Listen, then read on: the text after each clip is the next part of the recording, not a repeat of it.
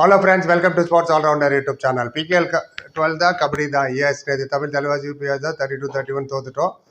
ஒரு பாயிண்டில் தான் தோத்தோம். ஒரு பாயிண்டில் தோத்தாலும் டிஃபீட் இஸ் டிஃபீட், ஒரு ரனில் தோத்தாலும் cricket defeat is defeat. Anyway review நேற்று நைட்டே போட்டாச்சு. எல்லா கமெண்ட்டுக்கும் ராத்திரி 3 மணி வரைக்கும் பதில் போட்டோம். போய் பார்த்துருங்க. ரைட். அண்ட் நேற்று அவசரமாக மேட்சை பற்றி பேசணும் ரிவ்யூவை, அதனால் இன்னும் சில விஷயங்கள் சொல்ல முடியல.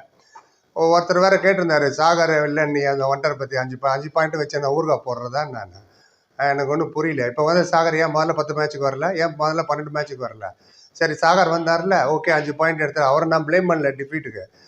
பர்டிகுலர் டிபார்ட்மெண்ட் ஸ்ட்ராங்காக இருந்தால் அதை திருப்பி எவனா ஸ்ட்ராங்காக ஆக்கவானா சொல்லுங்கள் பார்ப்போம். ரைடர் ஏற்கனவே இல்லை, ஒரே ஒரு ரைடரை வச்சுட்டு 6 டிஃபென்ஸ் போகிறீங்களா? இது என்ன ராக்கெட் சயின்ஸா? அது சாதாரண பசங்களுக்கு கூட தெரியுது. ஒரு ரைடரை போனால் வேலைக்கு ஆகாது. ஏன்னா அவங்க 3 ரைடரோட வராங்க. ககன் கவுடா, குமான் சிங் அண்ட் பவானி ராஜ்பட் 3 பேர் சேர்ந்தா 18 அடி இருப்பாங்க ஹைட்டு.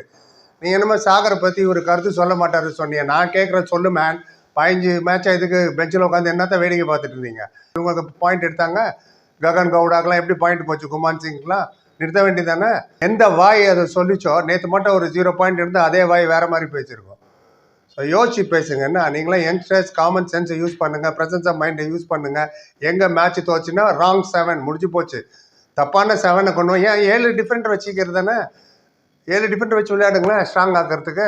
ஆஸ் இட் இஸ் லீக்லேயே செகண்ட் பெஸ்ட்டு நம்ம டிஃபென்ஸ் தான். சாகர் இல்லாமையே இப்போ சாகர் விளையாண்டதை நான் தப்பு சொல்ல, அவர் குவாலிட்டி பற்றி தப்பே சொல்ல. 14 மேட்ச் விளையாடலன்னா எல்லா பள்ளியும் சாகர் தூக்கி போடல. அந்த ஒரு ஆள் கேட்டார்ல, அவருக்காக இந்த பதில். அதை பற்றி இவர் கருத்து சொல்ல மாட்டார். நீ சொல்லு, நீ தான் கருத்து கத்த சாமியாச்சே. ஏன் அவுட் பண்ணல குமார் சிங்கை? ஏன் அவுட் பண்ணல ககன் கவுடாவை? தோத்தது ரைடில் தான். ஸ்டார்டிங்லேருந்தே தெரியும் ரைடு சரியில்லை, ரைடர் இல்லைன்னு. இப்போ சாகர் வந்துட்டார்ப்பா. சூப்பர்ப்பா. இந்த பர்டிகுலர் டீச்சர் வந்தால் தான் நான் எக்ஸாம் கரெக்டாக எழுதுவேன்ற மாதிரி இருக்குது நீங்கள் பேசுறது. நீ ஒழுங்காக விளையாடல, தோக்குறீங்கன்னா மொயின் ஷபாக்கி வள்ளியோ இல்லை இமான்ஷோ உட்கார வச்சு நரேந்திர தானே உள்ளே வந்திருக்கணும். 1.25 ரைடரோட போகிறீங்க, எப்படி ஜெயிப்பீங்க மேட்ச்சு? இது ஏதோ போனால் போதுன்னு ஒரு பாயிண்ட் கடைசியில் டிஃப்ரென்ஸ் ஆச்சு.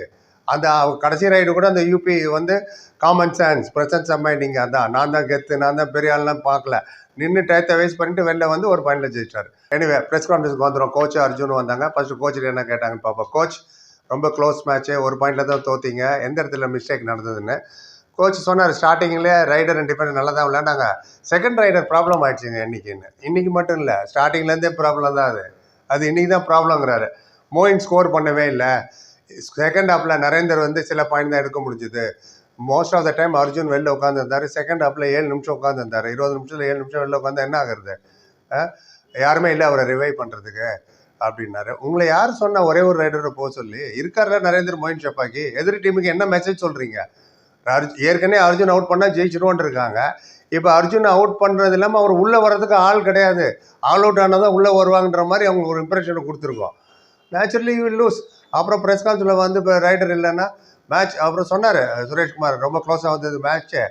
கடைசியில் இன்னும் ரைடர் இல்லாதனால டோக்கன் வேறு இல்லை, எங்கிட்ட முடிஞ்சு போச்சு. ரைடர் இல்லை, ஆல் அவுட் வேறு ஆகிட்டோம். சப்போர்ட் ரைடர் இருந்தால் நாங்கள் இன்றைக்கி ஜெயிச்சிருப்போம்னாங்க.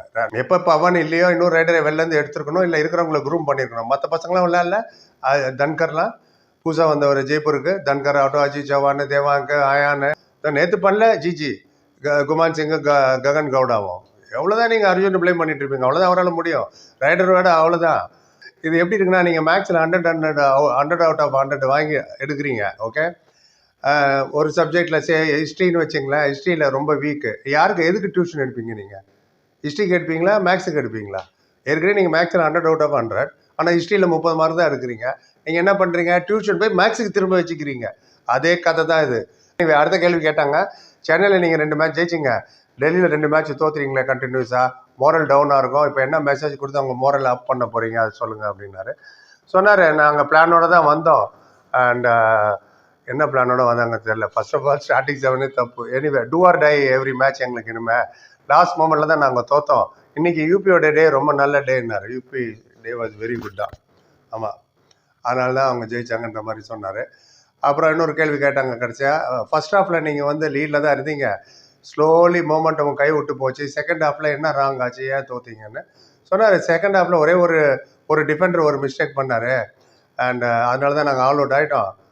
மற்ற 6 பேரால் ஆல் அவுட் ஆகல, ஒரே ஒரு ஆளில் தான் ஆல் அவுட் ஆகிட்டோம். அவர் 4 பாயிண்ட் லீடு எடுத்துகிட்டு போயிட்டாங்க. அந்த லீடை லாஸ்ட் வரைக்கும் எங்களால் கவர் பண்ணவே முடியல. அண்ட் கடைசியில் கூட எங்களுக்கு சான்ஸ் இருந்தது டூ ஆர் டை எடுக்க. பட் எங்ககிட்ட ரைடர் இல்லை. இவர் ஏதோ சொன்னார் ரைடர். நான் தான் முதலேருந்தே சொல்கிறேன் ரைடர் இல்லைன்னு. எங்ககிட்ட ரைடர் இல்லை, டோக்கனும் இல்லை சப்ஸ்டிடியூட் அனுப்புறதுக்கு. ஒரே ஒரு பாயிண்ட் தான் டிஃப்ரென்ஸ். என்கிட்ட ரைடர் இருந்தால் போய் ஒரு போனஸ் எடுத்துகிட்டு வந்தால் கூட நாங்கள் ஜெயிச்சுருந்துருப்போம். அதுதான் ப்ராப்ளம் அப்படின்னாரு. என்ன பண்ணுறது? ஸோ இவென்ச்சுவலி அவரே ஒத்துக்கிறாரு ரைடர் இல்லைன்னு. நீங்கள் 6 டிஃபெண்டரோட போயிட்டு என்னத்தை சொல்கிறது? நீங்கள் 11 பவுலரோட போயிட்டு 22 ஆல் அவுட் ஆகிட்டோன்னா பேட்ஸ்மேன்லாம் ஆல் அவுட் ஆக தான் செய்வீங்க. அதே மாதிரி கணக்கு தான் அது. செகண்ட் ரைடர் இல்லைன்னாரு. ரைட். அர்ஜுன் தேஜ்வால்ட்ட என்ன கேட்டாங்கன்றதுக்கு முன்னாடி சேனலுக்கு கான்ட்ரிபியூட் பண்ணவருக்கு ஒரு தேங்க்ஸ் சொல்லிவிடுவோம். கோகுலகிருஷ்ணன் ரங்கநாதன்றவர் யூகே யுனைடெட் கிங்டம்லேருந்து 1.99 பவுண்ட் அமைச்சிருக்காரு. அதை கிட்டத்தட்ட 2 pounds. Thank you so much Gokula Krishnan Ranganathan. And Abhishek விஜேன்றவர் 40 ருபீஸ் கான்ட்ரிபியூட் பண்ணியிருக்காரு. இன்னும் நிறையா பேர் கான்ட்ரிபியூட் பண்ணி அதை அடுத்த வீடியோவில் சொல்கிறேன்.